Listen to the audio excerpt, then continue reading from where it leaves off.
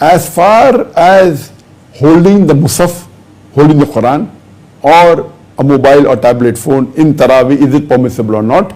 There are two different rulings. One is as far as the Imam is concerned, and one is as far as the people praying behind the Imam is concerned. As far as the Imam is concerned, according to most scholars, and according to Imam al-Nawawi, and according to the Shafi and the Hanbali madhab, catching a Musaf in the hand for the Imam when he is praying, it is permitted.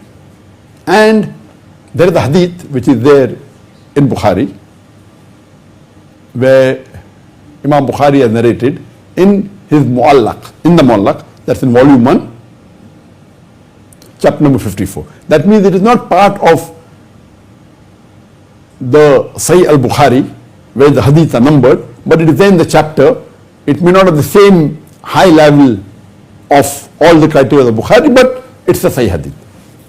And it's mentioned in the Sahih Bukhari, volume 1, in chapter number 54, that Hazrat Aisha, may Allah be pleased with her, one of her slaves by the name of Daqwan, he used to lead in Ramzan, the Taraweeh, while holding the Musaf.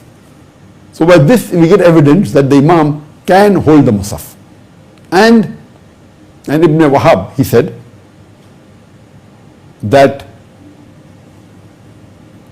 it is said by Ibn Shahib that the best amongst us during Ramadan, we used to hold the Musaf while doing Taraweeh.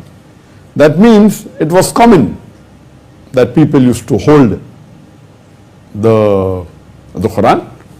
According to Imam Abu Hanifa, may Allah have mercy on him, he says that it is not permitted, and he gives reason because there is excessive movement. When you hold the Musaf and you're turning the pages, there is excessive movement, and that nullifies the prayer. So according to Imam Abu Hanifa, it is not accepted, but according to the other Aimmas, it is permitted. But we find hadith of the Prophet ﷺ that a beloved Prophet ﷺ held his granddaughter Umayma while offering salah. So holding a child, there is more movement as compared to holding a Musaf. So based on this, majority of the scholars says there is no problem if the Imam doesn't know the Quran completely. He can hold the Musaf, it is permitted, and there is no problem at all. Except for Imam Abu Hanifa and the Hanafi school of thought, most of the scholars agree that it is permitted. Coming to the question that can a person who's praying behind the Imam, can he hold the Musaf, or can he hold the mobile phone or a tablet? According to the majority of the scholars, that a person who's praying behind the Imam, it is makruh to hold the Musaf, because if he doesn't hold and if he concentrates on the Quran, he can concentrate better and he can do better ibadah. But according to most of the scholars, that this makruh, if a person doesn't understand Arabic as a language.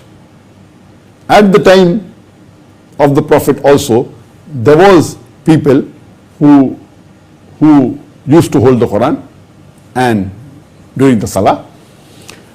So the scholars, what they say, that for an Imam to hold the Quran during Taraweeh is no problem at all. In the first Salah, it is makruh. Some say it is permissible, no problem. As far as the Muqtadi is concerned, the people praying behind, it is preferable they should not, but if they hold, it is makruh. But what the scholars say, that if a person holding the Musaf behind, and if he doesn't understand some words, and if he looks at the tafsir, it is permissible.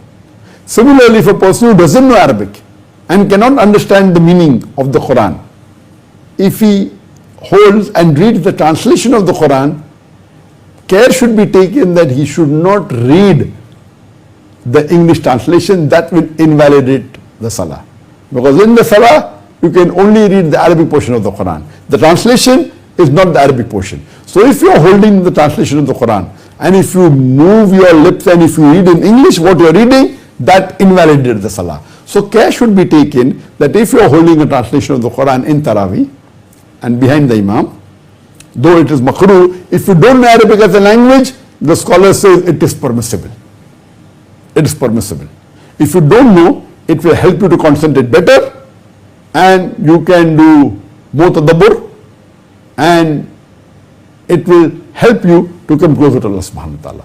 So if you are a person who doesn't know Arabic as a language and if you are standing behind the Imam in Taraweeh, most of the scholars say it's permissible whether you hold a mushaf or whether you take a mobile or a tablet. Even if you read the translation, it is permissible as long as it increases in your khushu, it increases in your concentration and you come closer to Allah subhanahu wa ta'ala, it is permissible. But the best is the person should know Arabic as a language.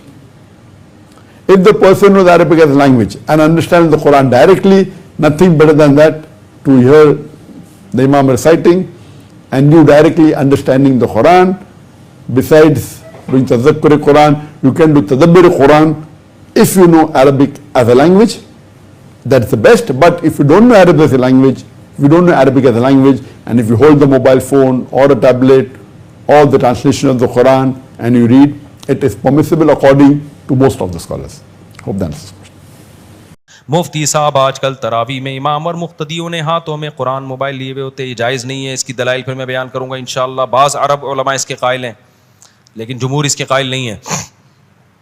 वैसे भी आप देखो ना, एक बात, अगर इसकी उमूमी एक रिवायत हमें मिलती है लेकिन अगर उसकी उमूमी इजाज़त होती तो खुलफाए राशिदीन के दौर में जो उबई इब्न काब के पीछे लोगों ने नमाज पढ़ना शुरू की वो तो इसलिए की ना कि हम हाफिज़ नहीं हैं, ये हाफिज़ हैं। वरना सहाबा क्या करते, वो फिर हर आदमी कुरान लेके खुद तिलावत करना शुरू कर देता, क्योंकि जिसको कुरान पढ़ना आता हो ना रमज़ान में, उसके लिए अफजल ये है कि वो खुद पढ़े। लेकिन हम क्यों पढ़ते हैं हाफिज़ के पीछे? भाई जिसको नहीं आता वो क्या करेगा हाफिज़ के पीछे?